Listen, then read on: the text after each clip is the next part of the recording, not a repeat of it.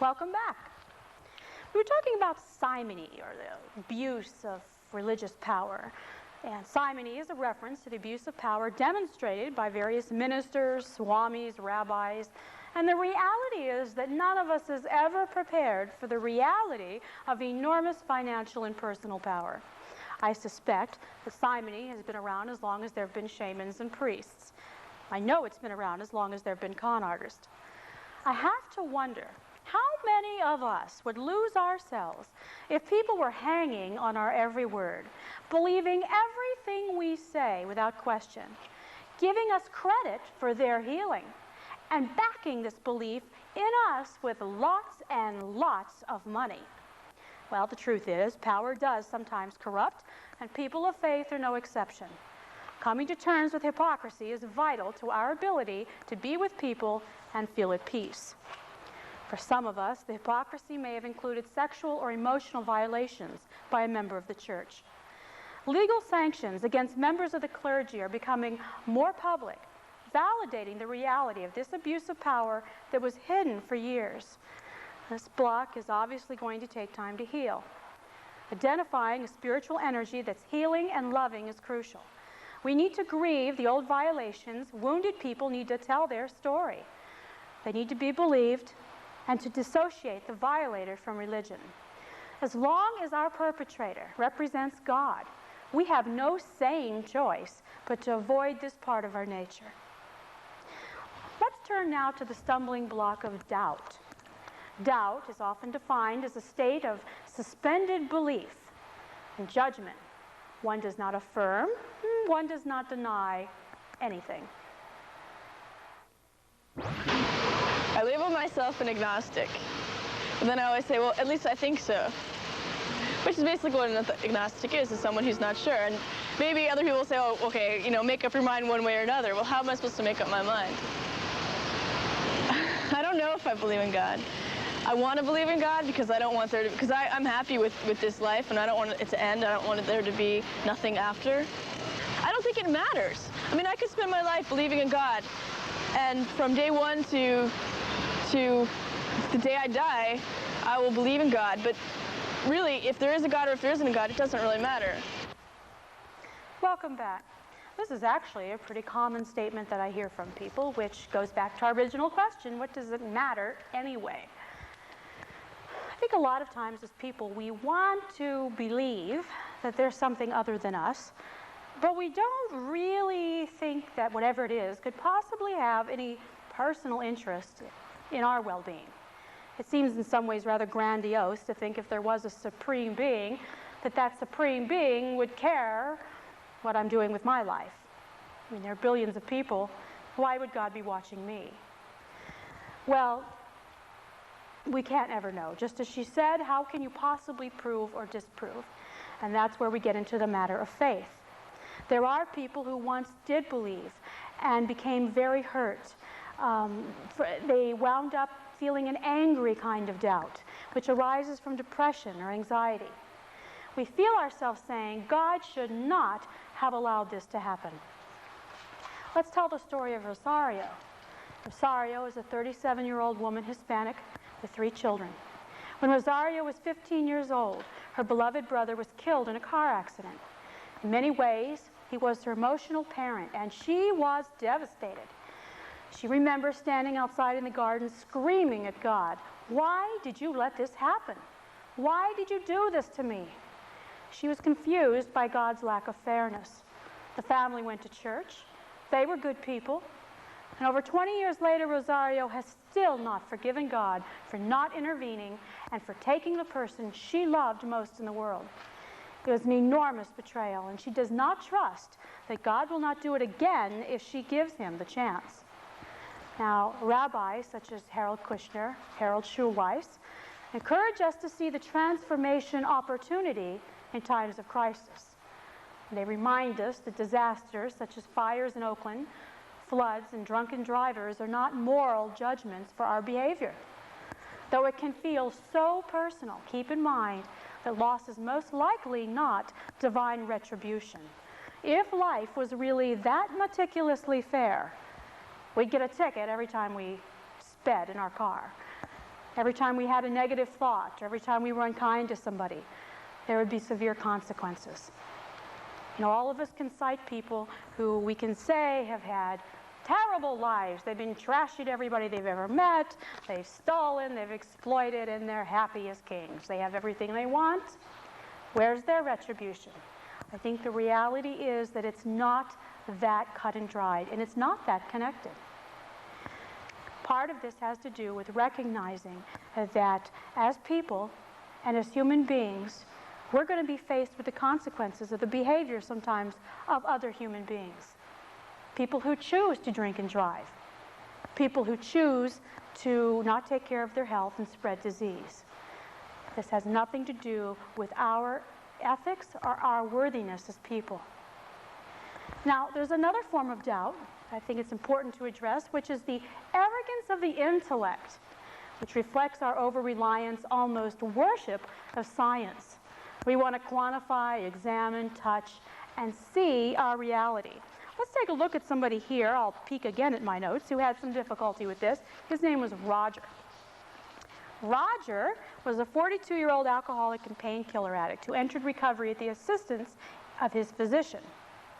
He's a mathematics teacher, and he's been an atheist most of his life.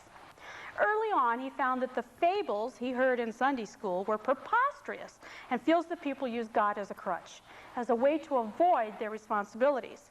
He says if people in meetings would spend less time praying and more time working on their resume, they'd get a job. Well, Roger sees spirituality as the opposite of intellectual, logical reasoning and could never imagine that his intellect could be a spiritual gift. He's polarized on this issue and frankly tends to feel somewhat superior to people who in fact do live some sort of spiritual faith. Now, as in Roger's case with the rest of us, this limited view potentially limits our ability to hope, reach out for support, or rely on intuitive information. Our options definitely become fewer, and in fact, we can even feel despair over time if we are the only resource we have. Personally, I've always been relieved that I am not the master of the universe, and this should relieve you as well. In Open to the Great Mystery, Brooke Medicine Eagle had this to say about faith. In developing a personal relationship with the Great Spirit, you first pay attention to the fact that you already have a relationship with the Great Spirit. Spirit is not something far off that you need to seek or call or grab or go to Tibet to find. Spirit lives in you. It lives in your body, in every cell. You can touch the Great Spirit by touching your own aliveness. All you need is a different attitude about how big you are, how deep you are, how high you are. You must be willing to own your connection to God. Even though you're a minute part of all that is, you are connected and one with it. I think it's important for us to remember that when we're talking about connecting with spirituality, it's as part of us as the way we think, we feel, what our body's doing. Reality is that it's not something that we go outside of ourselves and hope that somebody gives to us. Whether we use it or not, it's there. Well, this brings me to another block, what Father Greshel calls secularism. In many ways, secularism means to take it or leave it approach to faith. This well represents many of us who may have positive feelings about faith, but do not incorporate a faith practice in our everyday lives. In many ways, faith becomes a type of insurance against the bad times, much like our AAA emergency card. We know we are ultimately not alone, but really we have no immediate need to cultivate a relationship with a spiritual entity. As a block, this is significant, because we're discounting an important aspect of our humanity. When we save God for emergencies, foxhole prayer shortchanges our ability to access meaning and direction in our daily lives. Treating our spiritual nature with the same level of regard as our emotional, physical, and intellectual natures allows us awareness of information that's vital to our ability to relate to ourselves and to other people. You know, I was thinking about somebody who sort of typifies this.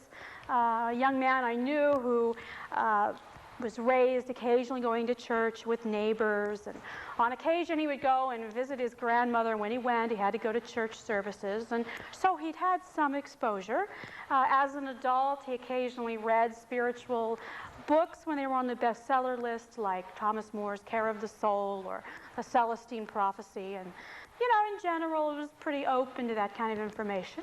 When he was dating women who wanted to go to services, he would go, but in general, he pretty felt that, an active ongoing relationship or any kind of active spiritual practice really wasn't an important part of his life right now. But he would say, I'm glad that just in case, I know I can always go to it in case something happens in the family or I have some sort of crisis. Now, in many ways, that can feel like not as severe a block as some of the others we've talked about that are based in crisis and trauma and betrayal. But in some ways, this can be just as serious because what it does is devalue and keep us from exploring our spiritual nature. It sort of goes on a shelf somewhere, and it gets neglected and grows dust. Any relationship that we call only in a crisis doesn't develop. If I have a friendship that I only call once a year in a crisis, I'm not going to have an actual loving relationship.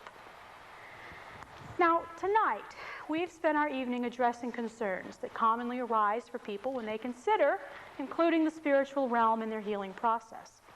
If you are struggling with one of these blocks mentioned, I encourage you to turn to the words of wisdom written by spiritual men and women who've also wrestled with these issues. You can talk to non-judgmental people. You can spend time journaling. You can sit quietly and listen to the sound of your own spiritual voice. There are so many different paths. I had information I wanted to share with you on prayer that was stated by Mother Teresa. She says there's many people who, in order not to pray, use as an excuse the fact that life is so hectic it prevents them from praying. This cannot be. Prayer does not demand that we interrupt our work, but that we continue working as if it were a prayer. It is not necessary to always be meditating nor consciously experiencing the sensation we're talking to God, no matter how nice this would be. What matters is being with Him, living with Him in His will. To love with a pure heart, to love everybody, to love especially the poor. This is a 24-hour prayer. There's nothing I could say that could possibly be more important than what Mother Teresa has to say. So we'll go ahead and close, and I want to thank you for spending this evening with us. I'm Mary Crocker Cook. Good night.